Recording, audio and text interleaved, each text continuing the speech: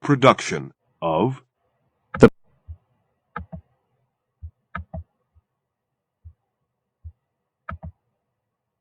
The Picture of Dorian Gray by Oscar Wilde. The Preface. The artist is the creator of beautiful things. To reveal art and conceal the artist is art's aim. The critic is he who can translate into another manner or a new material his impression of beautiful things. The highest, as the lowest, form of criticism is a mode of autobiography. Those who find ugly meanings in beautiful things are corrupt without being charming. This is a fault. Those who find beautiful meanings in beautiful things are the cultivated. For these there is hope. They are the elect to whom beautiful things mean only beauty. There is no such thing as a moral or an immoral book. Books are well written or badly written. That is all. The 19th century dislike of realism is the rage of Caliban seeing his own face in a glass. The 19th century dislike of romanticism is the rage of Caliban not seeing his own face in a glass. The moral life of man forms part of the subject matter of the artist, but the morality of art consists in the perfect use of an imperfect medium. No artist desires to prove anything. Even things that are true can be proved. No artist has ethical sympathies. An ethical sympathy in an artist is an unpardonable mannerism of style. No artist is ever morbid. The artist can express everything. Thought and language are to the artist instruments of an art. Vice and virtue are to the artist materials for an art. From the point of view of form, the type of all the arts is the art of the musician. From the point of view of feeling, the actor's craft is the type. All art is at once surface and symbol. Those who go beneath the surface do so at their peril. Those who read the symbol do so at their peril. It is the spectator and not life that art really mirrors. Diversity of opinion about a work of art shows that the work is new, complex, and vital. When critics disagree, the artist is in accord with himself. We can forgive a man for making a useful thing as long as he does not admire it. The only excuse for making a useless thing is that one admires it intensely. All art is quite useless. Oscar Wilde. Chapter 1. The studio was filled with the rich odor of roses, and when the light summer wind stirred amidst the trees of the garden, there came through the open door the heavy scent of the lilac, or the more delicate perfume of the pink flowering thorn. From the corner of the divan of Persian saddlebags on which he was lying, smoking, as was his custom, innumerable cigarettes, Lord Henry Wotton could just catch the gleam of the honey-sweet and honey-coloured blossoms of a laburnum, whose tremulous branches seemed hardly able to bear the burden of a beauty so flame-like as theirs.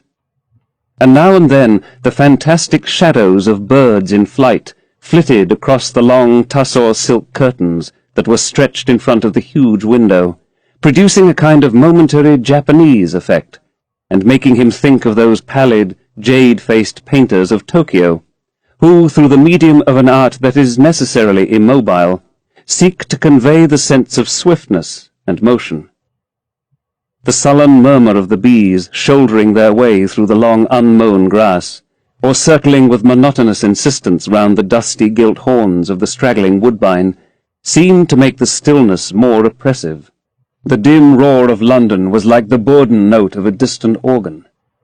In the centre of the room, clamped to an upright easel, stood the full-length portrait of a young man of extraordinary personal beauty, and in front of it, some little distance away, was sitting the artist himself, Basil Hallward, whose sudden disappearance some years ago caused, at the time, such public excitement, and gave rise to so many strange conjectures. As the painter looked at the gracious and comely form he had so skilfully mirrored in his art, a smile of pleasure passed across his face, and seemed about to linger there. but he suddenly started up, and closing his eyes, placed his fingers upon the lids, as though he sought to imprison within his brain some curious dream from which he feared he might awake. "It is your best work, Basil. The best thing you have ever done," said Lord Henry languidly. "You must certainly send it next year to the Grosvenor. The Academy is too large and too vulgar. Whenever I have gone there, there have been either so many people that I have not been able to see the pictures, which was dreadful, or so many pictures that I have not been able to see the people, which was worse. The Grosvenor is really the only place." "I don't think I shall send it anywhere," he answered, tossing his head back in that odd way that used to make his friends laugh at him at Oxford. "No, I won't send it anywhere." Lord Henry elevated his eyebrows, and looked at him in amazement through the thin blue wreaths of smoke that curled up in such fanciful whirls from his heavy opium-tainted cigarette. "Not send it anywhere? My dear fellow, why? Have you any reason? What odd chaps you painters are. You do anything in the world to gain a reputation. As soon as you have one, you seem to want to throw it away. It is silly of you, for there is only one thing in the world worse than being talked about, and that is not being talked about. A portrait like this would set you far above all the young men in England, and make the old men quite jealous, if old men are ever capable of any emotion." "I know you will laugh at me," he replied, "but I really can't exhibit it. I have put too much of myself into it." Lord Henry stretched himself out on the divan and laughed. "Yes, I knew you would. But it is quite true all the same." "Too much of yourself in it? Upon my word, Basil, I didn't know you were so vain. And I really can't see any resemblance between you, with your rugged, strong face, and your coal-black hair, and this young Adonis, who looks as if he was made out of ivory and rose leaves. Why, my dear Basil, he is a Narcissus, and you— well, of course you have an intellectual expression and all that, but beauty, real beauty, ends where an intellectual expression begins. Intellect is in itself a mode of exaggeration, and destroys the harmony of any face. The moment one sits down to think, one becomes all nose, or all forehead, or something horrid. Look at the successful men in any of the learned professions. How perfectly hideous they are, except, of course, in the church. But then in the church they don't think. A bishop keeps on saying at the age of 80 what he was told to say when he was a boy of 18, and as a natural consequence he always looks absolutely delightful. Your mysterious young friend, whose name you have never told me, but whose picture really fascinates me, never thinks. I feel quite sure of that. He is some brainless, beautiful creature who should be always here in winter when we have no flowers to look at, and always here in summer when we want something to chill our intelligence. Don't flatter yourself, Basil. You are not in the least like him." "You don't understand me, Harry," answered the artist. "Of course I am not like him. I know that perfectly well. Indeed, I should be sorry to look like him." "You shrug your shoulders? I'm telling you the truth. There is a fatality about all physical and intellectual distinction, the sort of fatality that seems to dog through history the faltering steps of kings. It is better not to be different from one's fellows. The ugly and the stupid have the best of it in this world. They can sit at their ease and gape at the play. If they know nothing of victory, they are at least spared the knowledge of defeat. They live as we all should live, undisturbed, indifferent, and without disquiet. They neither bring ruin upon others, nor ever receive it from alien hands. Your rank and wealth, Harry, my brains, such as they are, my art, whatever it may be worth, Dorian Gray's good looks, we shall all suffer for what the gods have given us, suffer terribly." "Dorian Gray? Is that his name?" asked Lord Henry, walking across the studio towards Basil Hallward. "Yes, that is his name. I didn't intend to tell it to you." "But why not?" "Oh, I can't explain. When I like people immensely, I never tell their names to anyone. It is like surrendering a part of them. I have grown to love secrecy. It seems to be the one thing that can make modern life mysterious or marvelous to us. The commonest thing is delightful if one only hides it. When I leave town now, I never tell my people where I am going. If I did, I would lose all my pleasure. It is a silly habit, I dare say, but somehow it seems to bring a great deal of romance into one's life. I suppose you think me awfully foolish about it? Not at all, answered Lord Henry. Not at all, my dear Basil. You seem to forget that I am married, and the one charm of marriage is that it makes a life of deception absolutely necessary for both parties. I never know where my wife is, and my wife never knows what I am doing. When we meet, we do meet occasionally when we dine out together or go down to the Duke's. We tell each other the most absurd stories with the most serious faces. My wife is very good at it, much better, in fact, than I am. She never gets confused over her dates, and I always do. But when she does find me out, she makes no row at all. I sometimes wish she would, but she merely laughs at me. I hate the way you talk about your married life, Harry, said Basil Hallward, strolling towards the door that led into the garden. I believe that you are really a very good husband, but that you are thoroughly ashamed of your own virtues. You're an extraordinary fellow. You never say a moral thing, and you never do a wrong thing. Your cynicism is simply a pose. Being natural is simply a pose, and the most irritating pose I know, cried Lord Henry, laughing. And the two young men went out into the garden together, and ensconced themselves on a long bamboo seat that stood in the shade of a tall laurel bush. The sunlight slipped over the polished leaves. In the grass, white daisies were tremulous. After a pause, Lord Henry pulled out his watch. "I am afraid I must be going, Basil," he murmured. "And before I go, I insist on your answering a question I put to you some time ago." "What was that?" said the painter, keeping his eyes fixed on the ground. "You know quite well." "I do not, Harry." "Well, I will tell you what it is. I want you to explain to me why you won't exhibit Dorian Gray's picture. I want the real reason." "I told you the real reason." "No, you did not. You said it was because there was too much of yourself in it. Now that is childish." "Harry," said Basil Hallward, looking him straight in the face, "every portrait that is painted with feeling is a portrait of the artist, not of the sitter. The sitter is merely the accident, the occasion. It is not he who is revealed by the painter, it is rather the painter who, on the coloured canvas, reveals himself. The reason I will not exhibit this picture is that I am afraid that I have shown in it the secret of my own soul." Lord Henry laughed. "And what is that?" he asked. "I will tell you," said Hallward, but an expression of perplexity came over his face. "I am all expectation, Basil," continued his companion, glancing at him. "Oh, there is really very little to tell, Harry," answered the painter, "and I am afraid you will hardly understand it. Perhaps you will hardly believe it." Lord Henry smiled, and leaning down plucked a pink-petalled daisy from the grass and examined it. "I am quite sure I shall understand it," he replied, gazing intently at the little golden white-feathered disk. "And as for believing things, I can believe anything, provided that it is quite incredible." The wind shook some blossoms from the trees, and the heavy lilac blooms, with their clustering stars, moved to and fro in the languid air.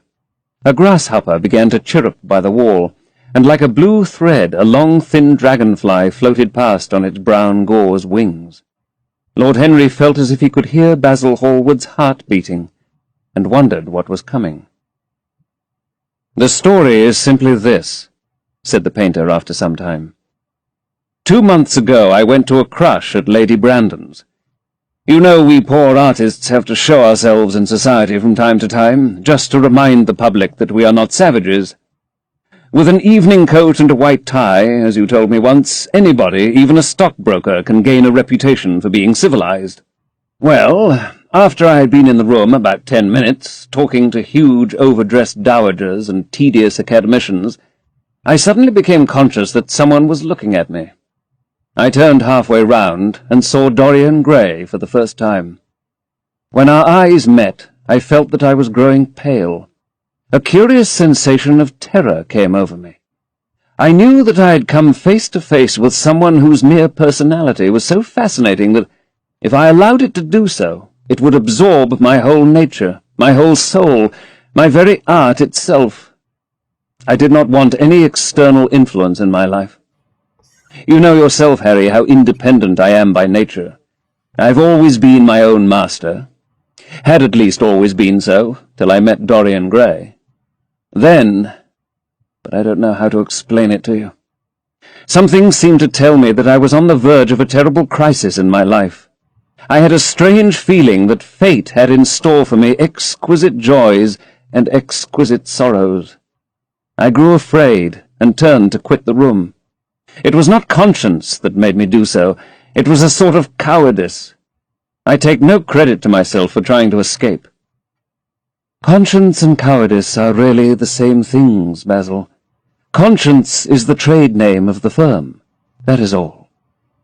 I don't believe that, Harry, and I don't believe you do either. However, whatever was my motive, and it may have been pride, for I used to be very proud, I certainly struggled to the door. There, of course, I stumbled against Lady Brandon. "You're not going to run away so soon, Mr. Hallward!" she screamed out. You know her curiously shrill voice? "Yes, she is a peacock in everything but beauty," said Lord Henry, pulling the daisy to bits with his long, nervous fingers. I could not get rid of her. She brought me up to royalties and people with stars and garters and elderly ladies with gigantic tiaras and parrot noses. She spoke of me as her dearest friend. I had only met her once before, but she took it into her head to lionize me. I believe some picture of mine made a great success at the time, at least had been chatted about in the penny newspapers, which is the 19th century standard of immortality. Suddenly I found myself face to face with a young man whose personality had so strangely stirred me. We were quite close, almost touching. Our eyes met again.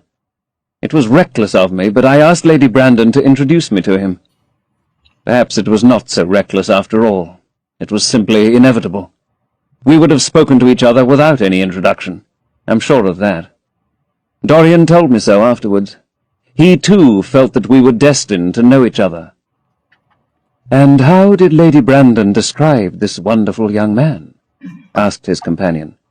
"I know she goes in for giving a rapid précis of all her guests.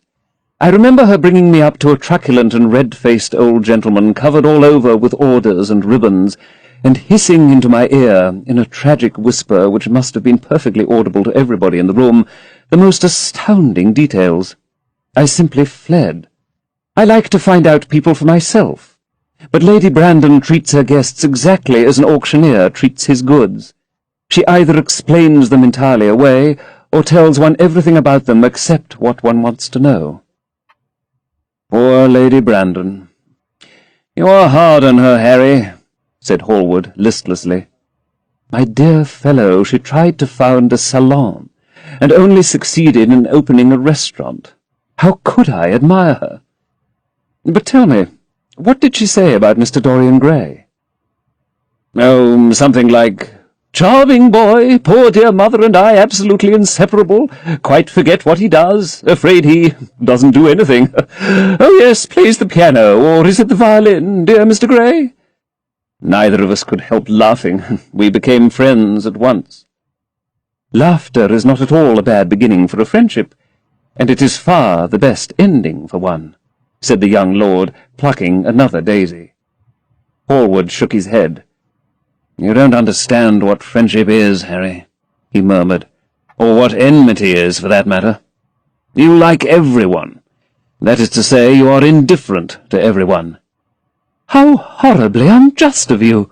cried Lord Henry, tilting his hat back, and looking up at the little clouds that, like ravelled skeins of glossy white silk, were drifting across the hollowed turquoise of the summer sky. "Yes, horribly unjust of you. I make a great difference between people. I choose my friends for their good looks, my acquaintances for their good characters, and my enemies for their good intellects. A man cannot be too careful in the choice of his enemies. I have not got one who is a fool. They are all men of some intellectual power, and consequently they all appreciate me. Is that very vain of me? I think it is rather vain. I should think it was, Harry, but according to your category, I must be merely an acquaintance. My dear old Basil, you are much more than an acquaintance, and much less than a friend. A sort of brother, I suppose? Oh, brothers! I don't care for brothers. My elder brother won't die, and my younger brothers seem never to do anything else. Harry! Exclaimed Hallward, frowning. My dear fellow, I am not quite serious, but I can't help detesting my relations. I suppose it comes from the fact that none of us can stand other people having the same faults as ourselves. I quite sympathize with the rage of the English democracy against what they call the vices of the upper orders. The masses feel that drunkenness, stupidity, and immorality should be their own special property, and that if any one of us makes an ass of himself, he is poaching on their preserves. When poor Southwark got into the divorce court, their indignation was quite magnificent, and yet I don't suppose that 10% of the proletariat live correctly. I don't agree with a single word that you have said, and what is more, Harry, I feel sure you don't either. Lord Henry stroked his pointed brown beard, and tapped the toe of his patent leather boot with a tasselled ebony cane. How English you are, Basil. That is the second time you have made that observation. If one puts forward an idea to a true Englishman, always a rash thing to do, he never dreams of considering whether the idea is right or wrong. The only thing he considers of any importance is whether one believes it oneself. Now, the value of an idea has nothing whatsoever to do with the sincerity of the man who expresses it. Indeed, the probabilities are that the more insincere the man is, the more purely intellectual will the idea be, as in that case it will not be coloured by either his wants, his desires, or his prejudices. However, I don't propose to discuss politics, sociology, or metaphysics with you. I like persons better than principles, and I like persons with no principles better than anything else in the world. Tell me more about Mr. Dorian Gray. How often do you see him? Every day. I couldn't be happy if I didn't see him every day. He is absolutely necessary to me. How extraordinary. I thought you would never care for anything but your art. He is all my art to me now, said the painter gravely. I sometimes think, Harry, that there are only two eras of any importance in the world's history. The first is the appearance of a new medium for art, and the second is the appearance of a new personality for art also. What the invention of oil painting was to the Venetians, the face of Antinous was to late Greek sculpture, and the face of Dorian Gray will some day be to me. It is not merely that I paint from him, draw from him, sketch from him. Of course I've done all that. But he is much more to me than a model or a sitter. I won't tell you that I am dissatisfied with what I've done of him, or that his beauty is such that art cannot express it. There is nothing that art cannot express, and I know that the work I have done since I met Dorian Gray is good work, is the best work of my life. But in some curious way, I wonder will you understand me, his personality has suggested to me an entirely new manner in art, an entirely new mode of style. I see things differently. I think of them differently. I can now recreate life in a way that was hidden from me before. A dream of form in days of thought. Who is it who says that? I forget. But it is what Dorian Gray has been to me. The merely visible presence of this lad, for he seems to me little more than a lad, though he is really over 20, his merely visible presence. I wonder, can you realize all that that means? Unconsciously, he defines for me the lines of a fresh school, a school that is to have in it all the passion of the romantic spirit, all the perfection of the spirit that is Greek, the harmony of soul and body. How much that is! We in our madness have separated the two, and have invented a realism that is vulgar, an ideality that is void. Harry, if you only knew what Dorian Gray is to me. You remember that landscape of mine, for which Agnew offered me such a huge price, but which I would not part with? It is one of the best things I have ever done. And why is it so? Because while I was painting it, Dorian Gray sat beside me. Some subtle influence passed from him to me, and for the first time in my life I saw in the plain woodland the wonder I had always looked for, and always missed. Basil, this is extraordinary. I must see Dorian Gray. Hallward got up from the seat and walked up and down the garden. After some time he came back. Harry, he said, Dorian Gray is to me simply a motive in art. You might see nothing in him. I see everything in him. He is never more present in my work than when no image of him is there. He is a suggestion, as I have said, of a new manner. I find in him the curves of certain lines, in the loveliness and subtleties of certain colours. That is all. Then why won't you exhibit his portrait? Asked Lord Henry. Because, without intending it, I have put into it some expression of all this curious artistic idolatry, of which, of course, I have never cared to speak to him. He knows nothing about it. He shall never know anything about it. But the world might guess it, and I will not bare my soul to their shallow, prying eyes. My heart shall never be put under their microscope. There is too much of myself in the thing, Harry, too much of myself. Poets are not so scrupulous as you are. They know how useful passion is for publication. Nowadays a broken heart will run to many editions.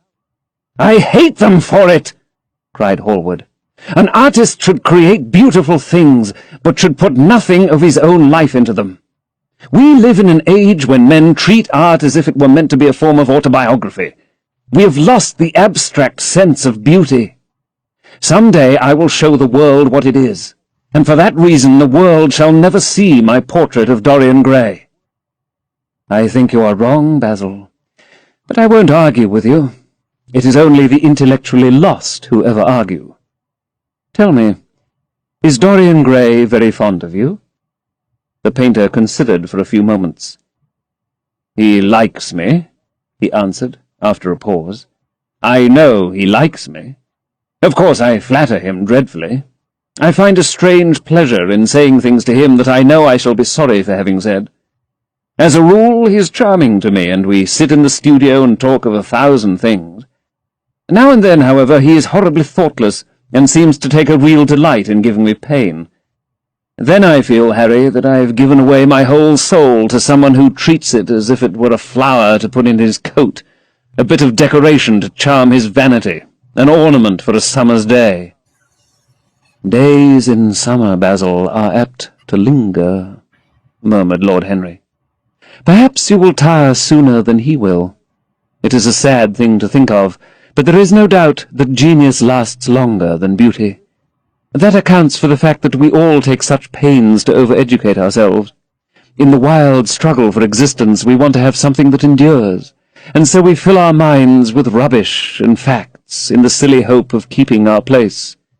The thoroughly well-informed man, that is the modern ideal. And the mind of the thoroughly well-informed man is a dreadful thing. It is like a bric-a-brac shop, all monsters and dust, with everything priced above its proper value. I think you will tire first, all the same. Some day you will look at your friend, and he will seem to you to be a little out of drawing, or you won't like his tone of colour, or something. You will bitterly reproach him in your own heart, and seriously think that he has behaved very badly to you.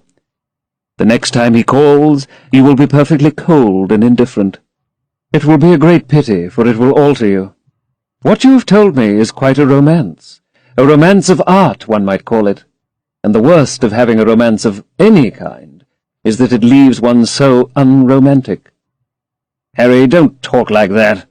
As long as I live, the personality of Dorian Gray will dominate me. You can't feel what I feel. You change too often. Ah, my dear Basil, that is exactly why I can feel it. Those who are faithful know only the trivial side of love. It is the faithless who know love's tragedies. and Lord Henry struck a light on a dainty silver case, and began to smoke a cigarette with a self-conscious and satisfied air, as if he had summed up the world in a phrase. There was a rustle of chirruping sparrows in the green lacquer leaves of the ivy, and the blue cloud shadows chased themselves across the grass like swallows. How pleasant it was in the garden, and how delightful other people's emotions were. Much more delightful than their ideas, it seemed to him. One's own soul and the passions of one's friends, those were the fascinating things in life. He pictured to himself with silent amusement the tedious luncheon that he had missed by staying so long with Basil Hallward. Had he gone to his aunt's, he would have been sure to have met Lord Goodbody there, and the whole conversation would have been about the feeding of the poor and the necessity for model lodging-houses. Each class would have preached the importance of those virtues, for whose exercise there was no necessity in their own lives. The rich would have spoken on the value of thrift, and the idle grown eloquent over the dignity of labour. It was charming to have escaped all that. As he thought of his aunt, an idea seemed to strike him. He turned to Hallward and said, "My dear fellow, I have just remembered." "Remembered what, Harry?" "Where I heard the name of Dorian Gray." "Where was it?" asked Hallward, with a slight frown. "Don't look so angry, Basil. It was at my aunt, Lady Agatha's. She told me she had discovered a wonderful young man who was going to help her in the East End, and that his name was Dorian Gray. I am bound to state that she never told me he was good-looking. Women have no appreciation of good looks, at least good women have not. She said that he was very earnest and had a beautiful nature. I at once pictured to myself a creature with spectacles and lank hair, horribly freckled and tramping about on huge feet. I wish I had known it was your friend." "I am very glad you didn't, Harry." "Why?" "I don't want you to meet him." "You don't want me to meet him?" "No." "Mr. Dorian Gray is in the studio, sir," said the butler, coming into the garden. "You must introduce me now," cried Lord Henry, laughing. The painter turned to his servant, who stood blinking in the sunlight.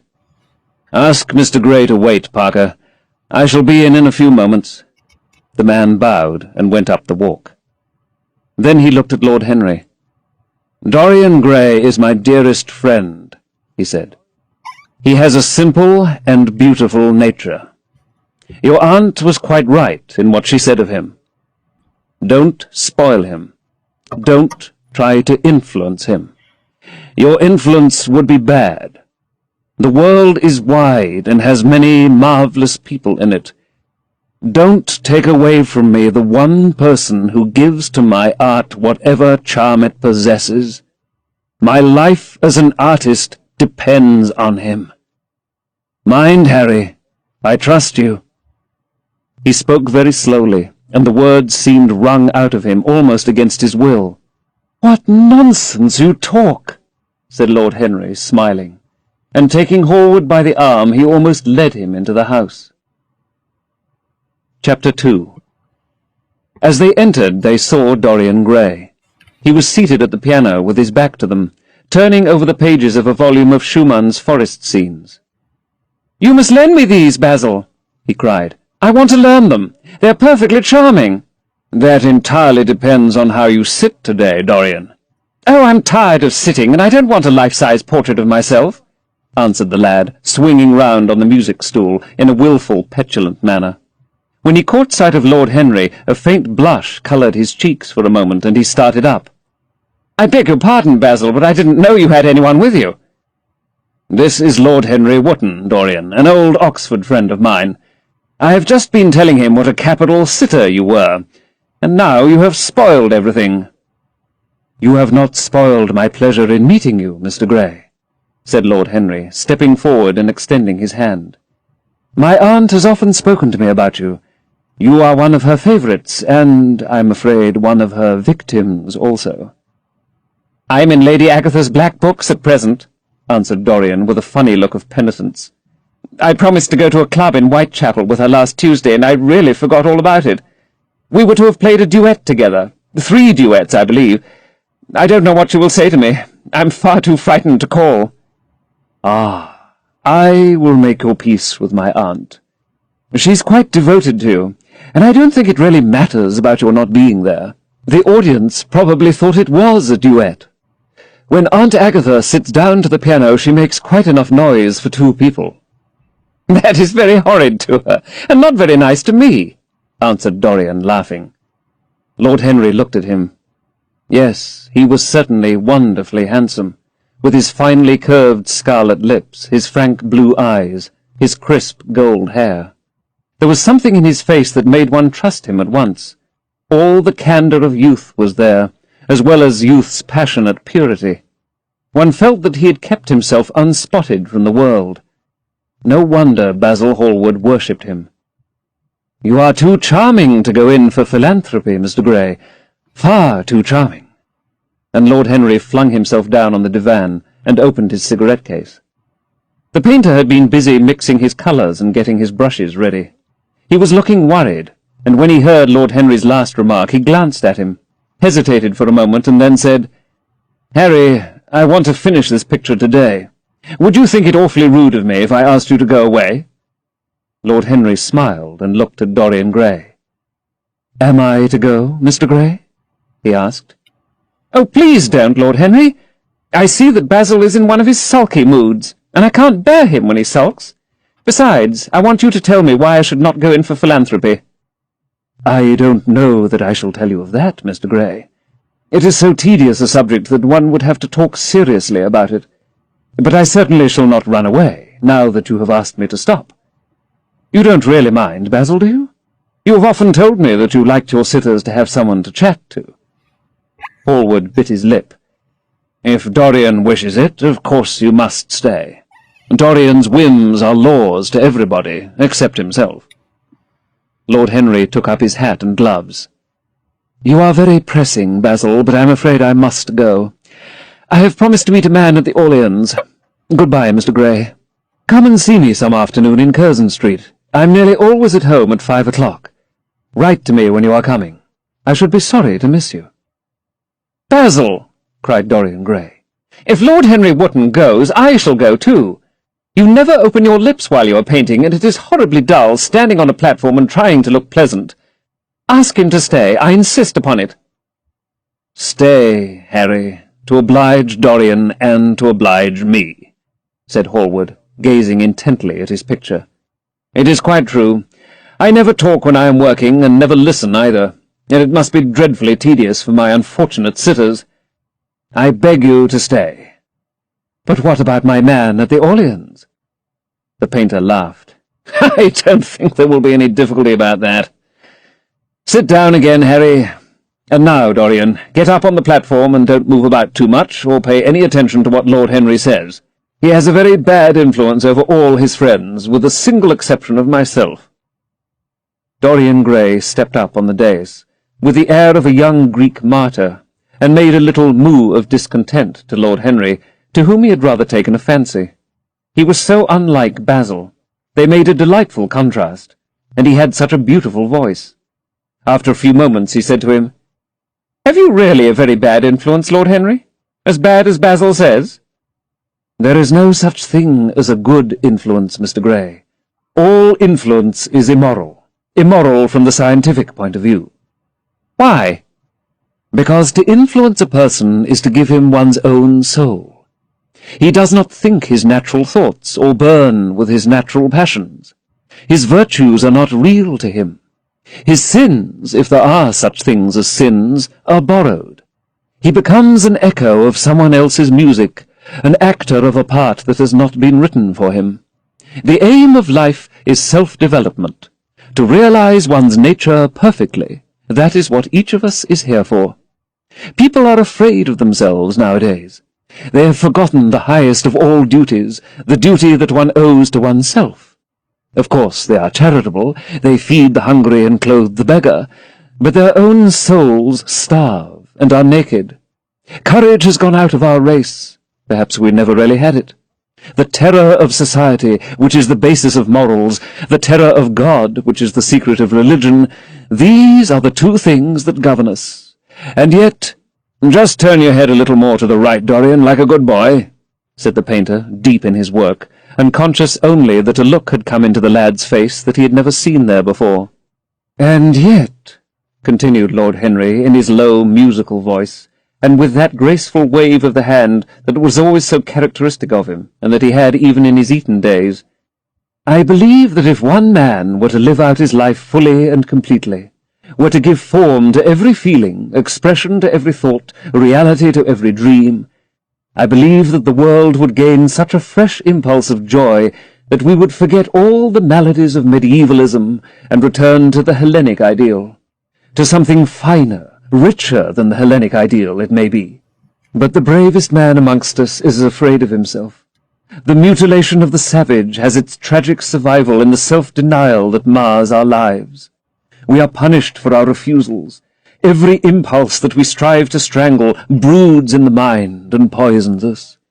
The body sins once and has done with its sin, for action is a mode of purification. Nothing remains then but the recollection of a pleasure or the luxury of a regret. The only way to get rid of a temptation is to yield to it. Resist it, and your soul grows sick with longing for the things it has forbidden to itself, with desire for what its monstrous laws have made monstrous and unlawful. It has been said that the great events of the world take place in the brain. It is in the brain and the brain only that the great sins of the world take place also. You, Mr. Gray, you yourself with your rose-red youth and your rose-white boyhood, you have had passions that have made you afraid, thoughts that have filled you with terror, daydreams and sleeping dreams whose mere memory might stain your cheek with shame. "Stop!" faltered Dorian Gray. "Stop! You bewilder me. I don't know what to say. There is some answer to you, but I cannot find it. Don't speak. Let me think. Or rather, let me try not to think." For nearly 10 minutes he stood there, motionless, with parted lips, and eyes strangely bright. He was dimly conscious that entirely fresh influences were at work within him. Yet they seemed to him to have come really from himself. The few words that Basil's friend had said to him, words spoken by chance, no doubt, and with wilful paradox in them, had touched some secret chord that had never been touched before, but that he felt was now vibrating and throbbing to curious pulses. Music had stirred him like that. Music had troubled him many times, but music was not articulate. It was not a new world, but rather another chaos that it created in us. Words, mere words, how terrible they were! How clear and vivid and cruel! One could not escape from them, and yet what a subtle magic there was in them. They seemed to be able to give a plastic form to formless things, and to have a music of their own as sweet as that of viol or of lute. Mere words. Was there anything so real as words? Yes, there had been things in his boyhood that he had not understood. He understood them now. Life suddenly became fiery-coloured to him. It seemed to him that he had been walking in fire. Why had he not known it? With his subtle smile, Lord Henry watched him. He knew the precise psychological moment when to say nothing. He felt intensely interested. He was amazed at the sudden impression that his words had produced, and remembering a book that he had read when he was 16, a book which had revealed to him much that he had not known before, he wondered whether Dorian Gray was passing through a similar experience. He had merely shot an arrow into the air. Had it hit the mark? How fascinating the lad was! Hallward painted away with that marvellous bold touch of his, that had the true refinement and perfect delicacy that in art, at any rate, comes only from strength. He was unconscious of the silence. "Basil, I'm tired of standing," cried Dorian Gray suddenly. "I must go out and sit in the garden. The air is stifling here." "My dear fellow, I'm so sorry. When I'm painting I can't think of anything else. But you never sat better. You were perfectly still, and I have caught the effect I wanted. The half-parted lips and the bright look in the eyes. I don't know what Harry has been saying to you, but he has certainly made you have the most wonderful expression. I suppose he's been paying you compliments. You mustn't believe a word that he says." "He has certainly not been paying me compliments. Perhaps that is the reason that I don't believe anything he has told me." "You know you believe it all," said Lord Henry, looking at him with his dreamy, languorous eyes. "I will go out to the garden with you. It is horribly hot in the studio. Basil, let us have something iced to drink, something with strawberries in it. Certainly, Harry. Just touch the bell, and when Parker comes I will tell him what you want. I've got to work up this background, so I will join you later on. Don't keep Dorian too long. I have never been in better form for painting than I am today. This is going to be my masterpiece. It is my masterpiece as it stands. Lord Henry went out to the garden and found Dorian Gray burying his face in the great cool lilac blossoms, feverishly drinking in their perfume as if it had been wine. He came close to him and put his hand upon his shoulder. "You are quite right to do that," he murmured. "Nothing can cure the soul but the senses, just as nothing can cure the senses but the soul." The lad started and drew back. He was bareheaded, and the leaves had tossed his rebellious curls and tangled all their gilded threads. There was a look of fear in his eyes, such as people have when they are suddenly awakened. His finely chiselled nostrils quivered, and some hidden nerve shook the scarlet of his lips and left them trembling. "Yes," continued Lord Henry, "that is one of the great secrets of life, to cure the soul by means of the senses, and the senses by means of the soul. You are a wonderful creation. You know more than you think you know, just as you know less than you want to know." Dorian Gray frowned and turned his head away. He could not help liking the tall, graceful young man who was standing by him. His romantic, olive-coloured face and worn expression interested him. There was something in his low, languid voice that was absolutely fascinating. His cool, white, flower-like hands even had a curious charm. They moved as he spoke like music, and seemed to have a language of their own. But he felt afraid of him, and ashamed of being afraid. Why had it been left for a stranger to reveal him to himself? He had known Basil Hallward for months, but the friendship between them had never altered him. Suddenly, there had to come someone across his life who seemed to have disclosed to him life's mystery. And yet, what was there to be afraid of? He was not a schoolboy or a girl. It was absurd to be frightened. "Let us go and sit in the shade," said Lord Henry. "Parker has brought out the drinks, and if you stay any longer in this glare you will be quite spoiled, and Basil will never paint you again. You really must not allow yourself to become sunburnt. It would be unbecoming." "What can it matter?" cried Dorian Gray, laughing, as he sat down on the seat at the end of the garden. "It should matter everything to you, Mr. Gray." "Why?" "Because you have the most marvellous youth, and youth is the one thing worth having." "I don't feel that, Lord Henry." "No, you don't feel it now. Some day, when you are old and wrinkled and ugly, when thought has seared your forehead with its lines, and passion branded your lips with its hideous fires, you will feel it. You will feel it terribly. Now, wherever you go, you charm the world. Will it always be so? You have a wonderfully beautiful face, Mr. Gray. Don't frown. You have. And beauty is a form of genius, is higher indeed than genius, as it needs no explanation. It is of the great facts of the world, like sunlight or springtime, or the reflection in dark waters of that silver shell we call the moon. It cannot be questioned.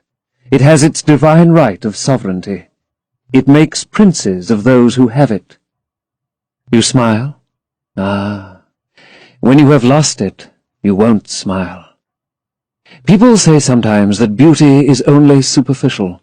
That may be so, but at least it is not superficial as thought is. To me, beauty is the wonder of wonders. It is only shallow people who do not judge by appearances. The true mystery of the world is the visible, not the invisible. Yes, Mr. Gray, the gods have been good to you, but what the gods give they quickly take away. You have only a few years in which to live really, perfectly, and fully. When your youth goes, your beauty will go with it, and then you will suddenly discover that there are no triumphs left for you, or have to content yourself with those mean triumphs that the memory of your past will make more bitter than defeats. Every month as it wanes, brings you nearer to something dreadful. Time is jealous of you, and wars against your lilies and your roses. You will become sallow and hollow-cheeked and dull-eyed. You will suffer horribly. Realize your youth while you have it. Don't squander the gold of your days listening to the tedious, trying to improve the hopeless failure, or giving away your life to the ignorant, the common, and the vulgar. These are the sickly aims, the false ideals of our age. Live. Live the wonderful life that is in you. Let nothing be lost upon you. Be always searching for new sensations. Be afraid of nothing. A new hedonism. That is what our century wants. You might be its visible symbol. With your personality there is nothing you could not do. The world belongs to you for a season. The moment I met you, I saw that you were quite unconscious of what you really are, of what you really might be. There was so much in you that charmed me that I felt I must tell you something about yourself. I thought how tragic it would be if you were wasted. For there is such a little time that your youth will last. Such a little time. The common hill flowers wither, but they blossom again. The laburnum will be as yellow next June as it is now. In a month there will be purple stars on the clematis, and year after year the green night of its leaves will hold its purple stars. But we never get back our youth. The pulse of joy that beats in us at 20 becomes sluggish.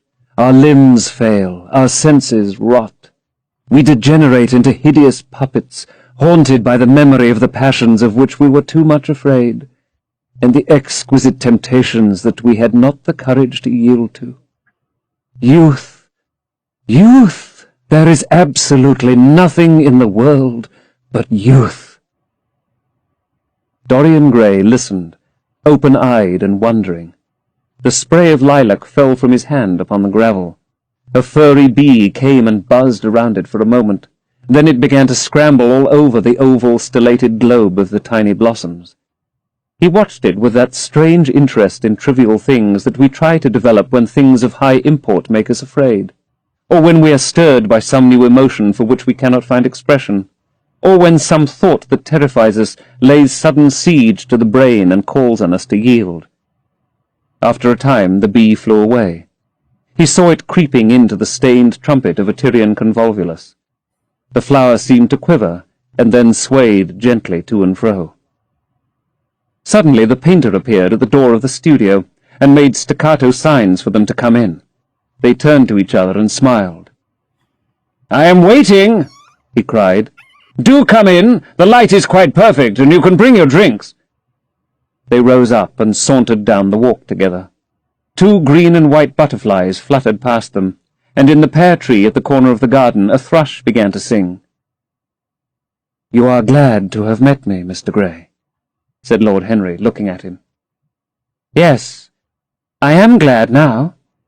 I wonder, shall I always be glad?" "Always? That is a dreadful word. It makes me shudder when I hear it. Women are so fond of using it. They spoil every romance by trying to make it last forever.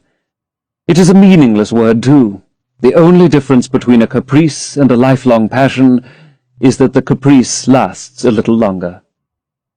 As they entered the studio, Dorian Gray put his hand upon Lord Henry's arm. "In that case, let our friendship be a caprice," he murmured, flushing at his own boldness, then stepped up on the platform and resumed his pose. Lord Henry flung himself into a large wicker armchair and watched him. The sweep and dash of the brush on the canvas made the only sound that broke the stillness, except when now and then Hallward stepped back to look at his work from a distance. In the slanting beams that streamed through the open doorway, the dust danced and was golden.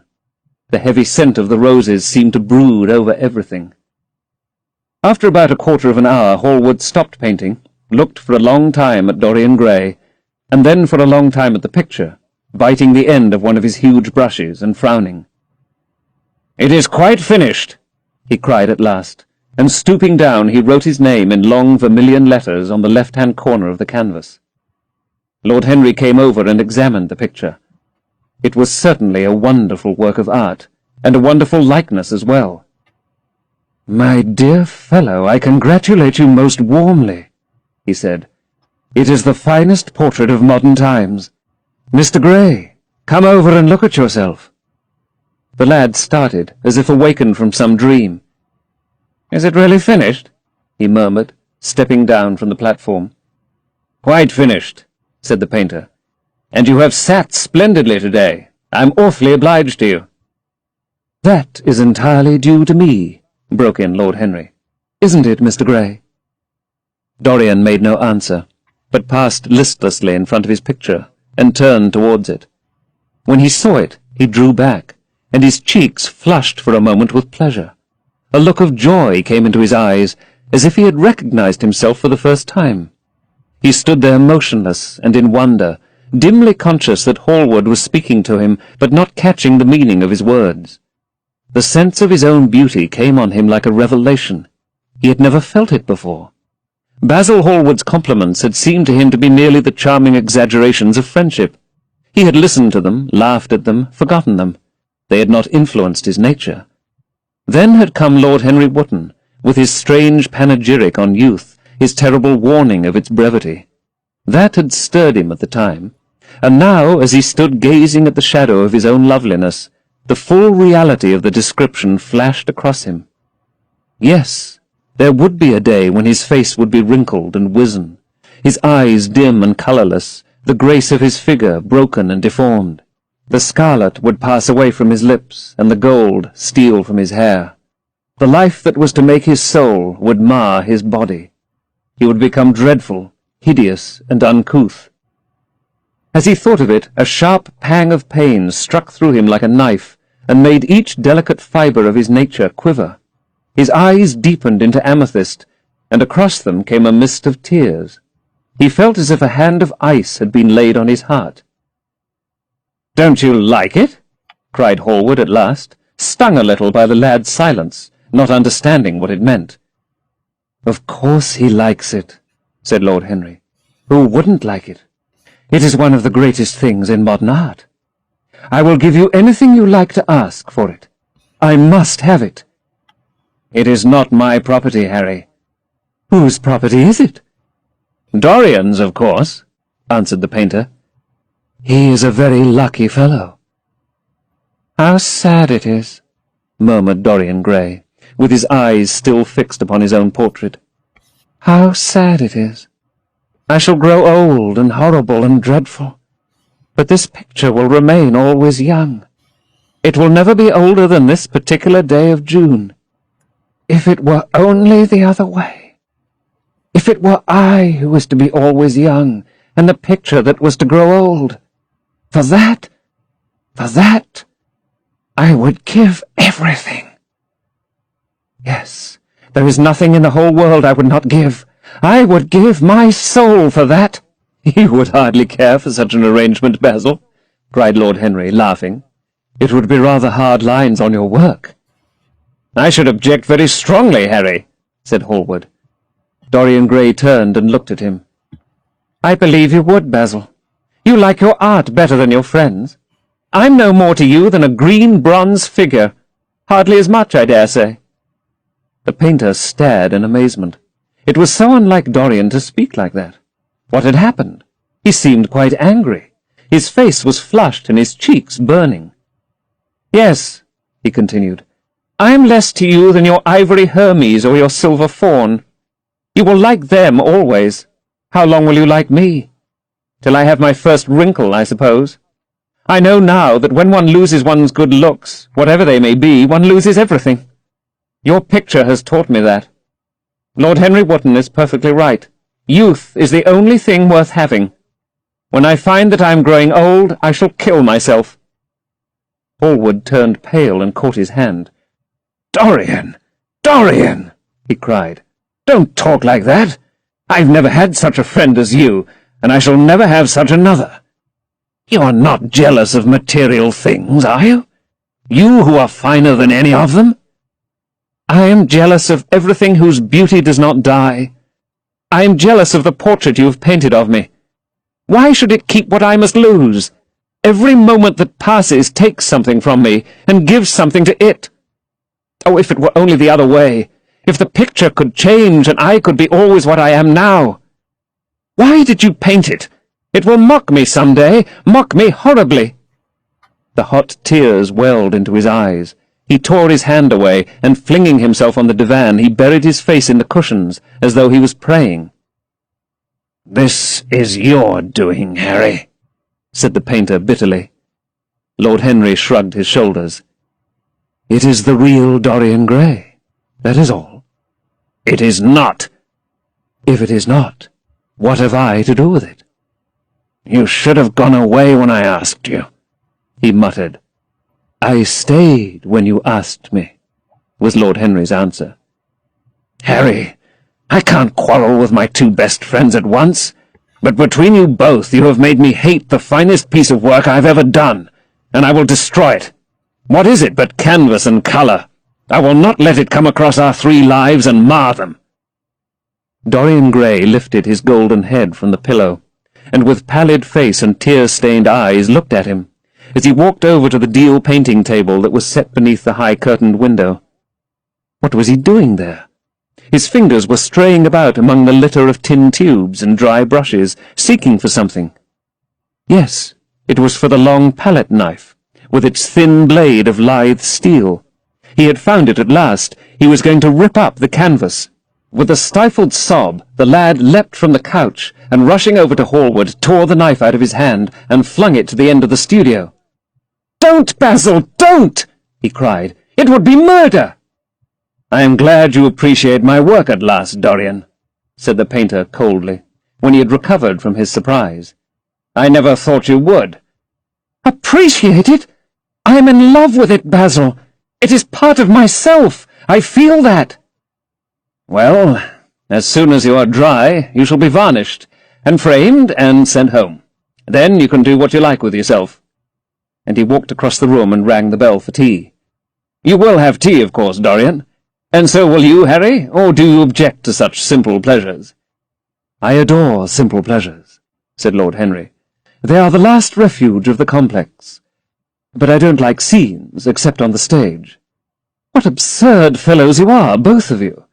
I wonder who it was defined man as a rational animal. It was the most premature definition ever given. Man is many things, but he is not rational. I am glad he is not, after all. Though I wish you chaps would not squabble over the picture. You would much better let me have it, Basil. This silly boy doesn't really want it, and I really do." "If you let anyone have it but me, Basil, I shall never forgive you," cried Dorian Gray. "And I don't allow people to call me a silly boy." "You know the picture is yours, Dorian. I gave it to you before it existed." "And you know you have been a little silly, Mr. Gray, and that you don't really object to being reminded that you are extremely young." "I should have objected very strongly this morning, Lord Henry." "Ah, this morning. You have lived since then." There came a knock at the door, and the butler entered with a laden tea-tray and set it down upon a small Japanese table.